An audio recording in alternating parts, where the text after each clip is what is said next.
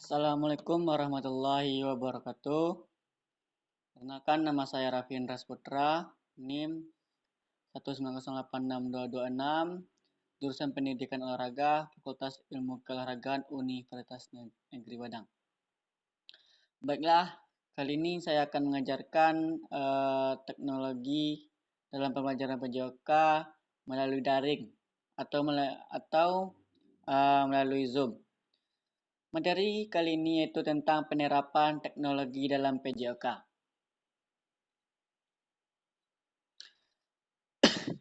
Teknologi informasi dan komunikasi dalam pembelajaran PJOK, beberapa hal yang dapat dimanfaatkan melalui teknologi informasi dan komunikasi dalam pembelajaran PENJAS, yaitu ada 4.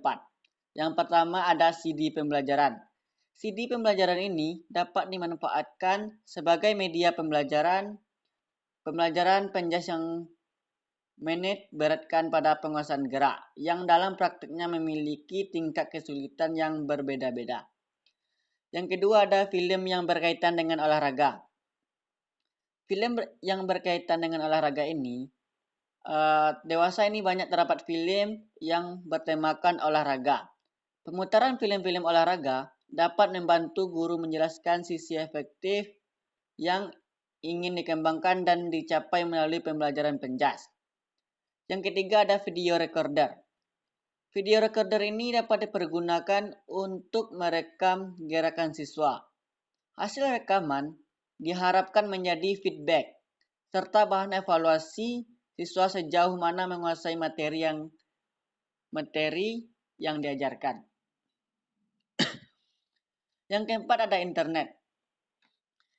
Internet ini, pengguna internet akan mempermudah mengakses sumber-sumber informasi dan pengetahuan di segala bidang termasuk di bidang PENJAS.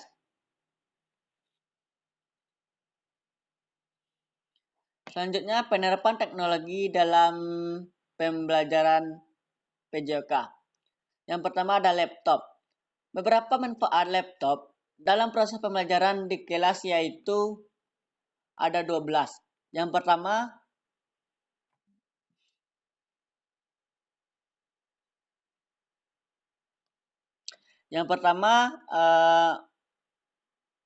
ada alat bantu untuk memudahkan pekerjaan. Yang kedua, kemampuan belajar peserta didik dapat meningkatkan dengan adanya fasilitas komputer. Yang ketiga, kecerdasan psikomotorik siswa dapat terangsang dengan adanya pendidikan yang berbasis teknologi. Yang keempat, pendidik dapat memiliki variasi mengajar dengan menggunakan komputer. Yang kelima, pembelajaran lebih menarik dan interaktif. Yang keenam, pembelajaran lebih konkret dan nyata. Yang ketujuh, mempersingkat proses penjelasan materi pembelajaran. Yang kedelapan, mendorong siswa belajar secara lebih mandiri. 9. Materi pembelajaran menjadi terstandarisasi. 10. Belajar dan mengajar dengan memanfaatkan aneka sumber belajar seperti Zoom ini. Yang ke-11, melatih kreativitas dan profesionalisme guru. Yang ke-12, tentunya akan meningkatkan kompetensi guru. Selanjutnya komputer. Pemanfaatan komputer di bidang olahraga diantaranya ada 8. Yang pertama ada pelatihan dan pembinaan. Yang kedua ada biomekanik. Yang ketiga ada peralatan olahraga dan teknologi. Yang keempat komputer aided aplikasi atau software hardware dalam olahraga. Yang kelima ubiquitous komputasi dalam olahraga. Yang keenam multimedia dan internet. Yang ketujuh ada dokumentasi. Yang kedelapan ada pendidikan. Selanjutnya handphone. Handphone atau telepon genggam ini yang ringan dan handy dibawa kemana saja. Kecanggihannya memudahkan pengguna untuk update beragam informasi di dalam aplikasi ponsel, termasuk kesehatan, ekonomi, gaya hidup, serta informasi paling update lainnya. Kemudahan inilah yang kemudahan dilirik pendidik untuk mengoptimalkan penggunaan smartphone demi mendukung proses belajar dan mengajar di sekolah. Selanjutnya, manfaat situs pencarian. Semua informasi dari seluruh dunia bisa dicari melalui mesin pencari di internet. Mulai dari sejarah hingga penemuan mutakhir yang pernah dilakukan.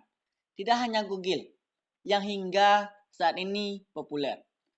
Ada situs pencarian ini yang memiliki nilai lebih seperti aska.com yang menyediakan layanan berbagai fasilitas terhadap para pemakainya untuk bertanya guna memperoleh jawaban yang relevan. Hampir semua smartphone dilengkapi dengan fitur ini, terkecuali yang berbasis Android, Windows maupun iOS. Pencarian ilmu tak terbatas hanya di lembaran kertas. Kini Anda bisa mencari sumber informasi dari mana saja dan di mana saja. Selanjutnya, e-book atau solusi mudah membaca buku. Seorang pengajar di era digital sebaiknya tidak membatasi dengan buku berbentuk fisik. Sebagai sumber materi, pelajaran Anda bisa mencari buku digital baru seperti Brain Story atau Genetics. Defining Experiment is Genetics, yang akan mengajak siswa bereksperimen tentang ilmu genetika.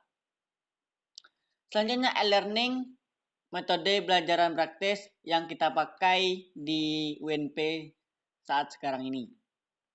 Internet tidak akan membatasi Anda dalam mencari informasi, jadi manfaatkan semaksimal mungkin, terutama untuk menjelajahi website e-learning sebagai sistem belajar. Contohnya Moodle. Dengan e-learning, belajar tidak akan dibatasi ruang dan waktu, sehingga di luar kelas pun siswa dapat mengakses e-learning tersebut. Terima kasih. Itulah yang dapat saya ajarkan kepada